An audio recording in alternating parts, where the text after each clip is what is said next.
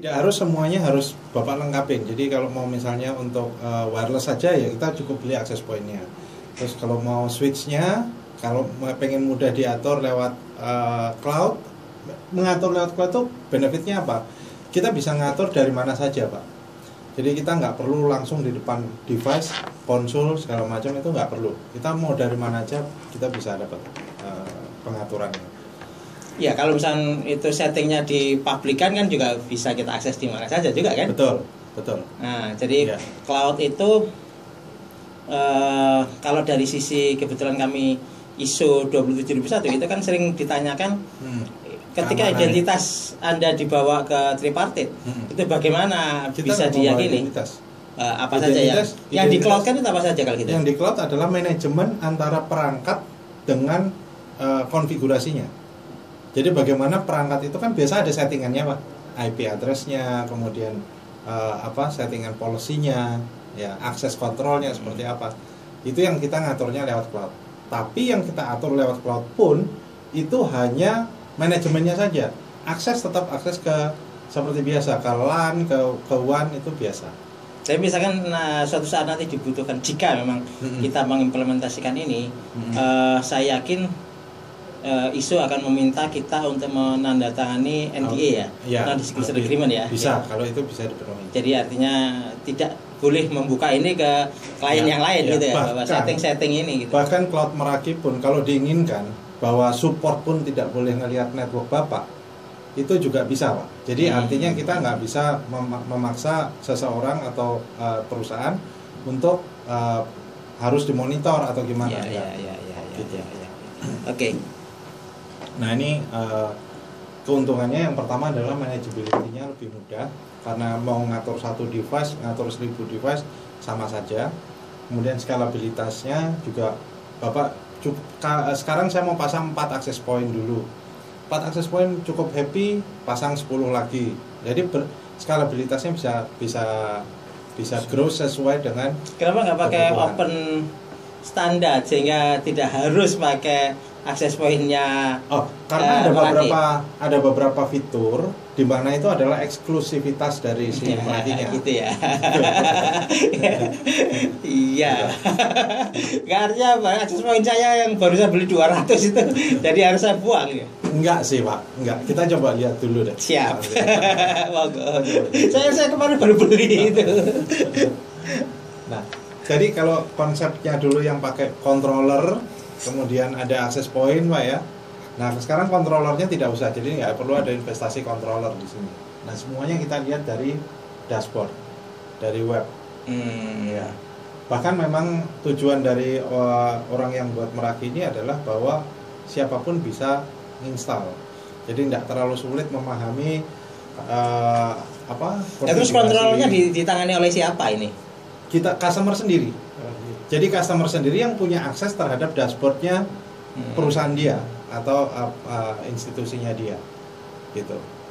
Kecuali Pak Sugi ngasih izin Tommy, tolong Tom, kamu sebagai vendor bantuin settingan. Nah ya, Bapak harus membikinkan Tommy user ID. Siap. Gitu. Nah, jadi semuanya dari sini, Pak. Nah sekarang nanti kita lihat fitur-fiturnya, Pak. Yang pertama adalah client dan device identification. Ini sudah ada di dalam Merakinya. Jadi dengan membeli akses poinnya saja, kita sudah bisa mendapatkan informasi seperti ini. Kalau ini nggak perlu ada agent di device-nya? Belum. Ini kita belum ngomong sampai ke agent. Nanti agent diperlukan pada saat Bapak mau memanage perangkatnya itu sendiri. Jadi memanage Android, memanage iPad, perangkatnya saya mau manage, saya pengen tahu software apa yang diinstal, dia posisinya ada di mana. Terus kemudian saya mau ketika kita tidak sampai ke sana, yang didapat hanya apa? Hanya traffic di per access point saja. Traffic access dan policy. Jadi traffic policy, pembatasan. Otorisasi dia siapa nggak tahu ya? Otorisasi juga. MAC address saja? Enggak, otorisasi juga termasuk, Pak. Nah, otorisasi tadi bisa digabungkan dengan yang punyanya Nelson tadi, dengan IC. Jadi dia diautentikasi lewat IC dan polisinya akan ikut sesuai dengan polisinya IC. Kalau misalnya seperti itu tanpa IC ini aja jalan juga bisa kan? Apa bedanya? Bisa. Jadi IC tadi kan jadi akhirnya menjadi tertutupi karena memang diakses, misalnya kita bicara wireless saja ya, kita bicara wired ya. Ini hanya autentikasi usernya, kita nggak mengautentikasi device-nya. Bener nggak device-nya harus punya perusahaan. Ini nggak ketahuan apakah dia Android, apakah dia ketahuan juga kan? Nah iya. Kalau kita apa bedanya? Apa ya?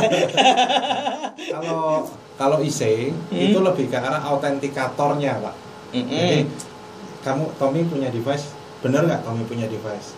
Oh iya, saya udah autentik. Ini juga bisa kan? Di sini kita hanya memonitor.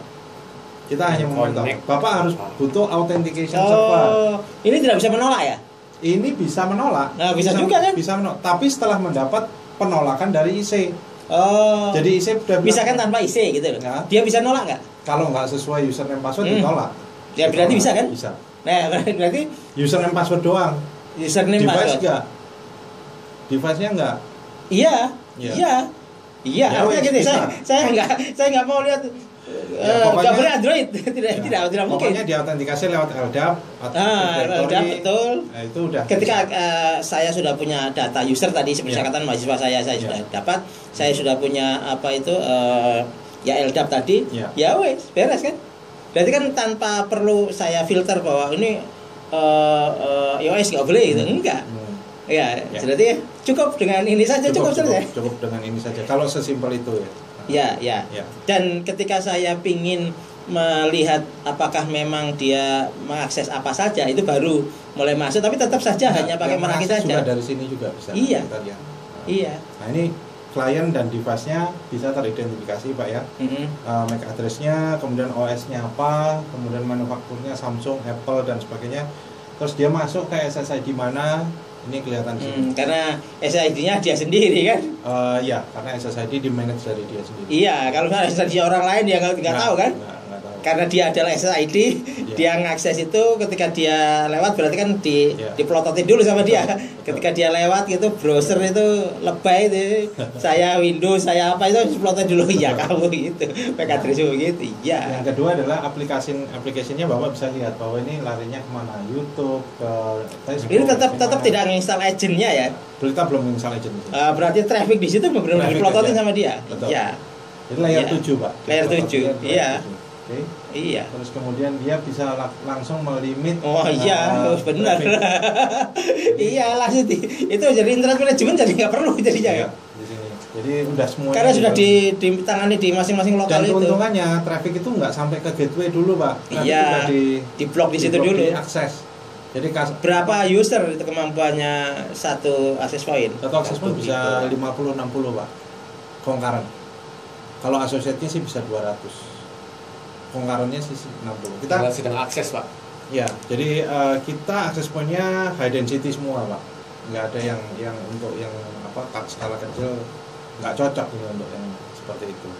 Jadi memang untuk handling yang kayak itu auto balancing bisa nggak dia? Auto balancing dan ada bandwidth steering, Pak. Jadi dia kalau dia capable 5 GB dia akan ditendang. Misalnya di daerah itu karena 100 orang saya pasang 4 gitu. Ya, dia akan meskipun frekuensinya harus beda gitu ya, channelnya harus beda, kalau jangan sama saling menghilangkan. Dia akan tendang dulu kliennya ke yang lain.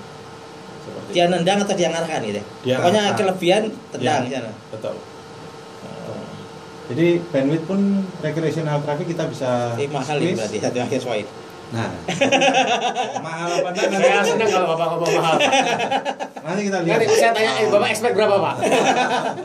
Kalau Bapak harganya di bawah ekspektasinya Pak Ki, langsung berarti besok pagi kita terima PO dari Pak Ki. Oke. Berikutnya adalah tadi kan kita ngomong akses, nggak perlu install agent. Kalau kita install agentnya MDM, ini yang kita dapat, Pak. Jadi kita bisa dapat posisi device tadi ada di mana. Posisi device ini. Tapi sebenarnya posisinya access point aja cukup lah. Ya. Karena dia kan pasti di sekeliling dia kan? Enggak, Pak. Jadi kalau ini kita install agent, kita bawa keluar dari lingkungan UNER, itu tetap kedeteksi ini ada di mana. Mas Andri ngomong katanya dia ke Surabaya, mau ke Gresik, wah ini posisi di rumah ini kelihatan di situ. Jadi ada geofencing compliance-nya, Pak. Jadi Bapak bisa membatasin. Ini terutama yang pakai ini adalah perusahaan asuransi. Kalau dia perusahaan asuransi kan tidak boleh rebutan customer, Pak. Kalau dia ada wilayah Jakarta ya Jakarta, Bandung gitu ya, dia nggak boleh ngambil. Tapi dia memaksa GPS-nya nyala ya, meskipun agentnya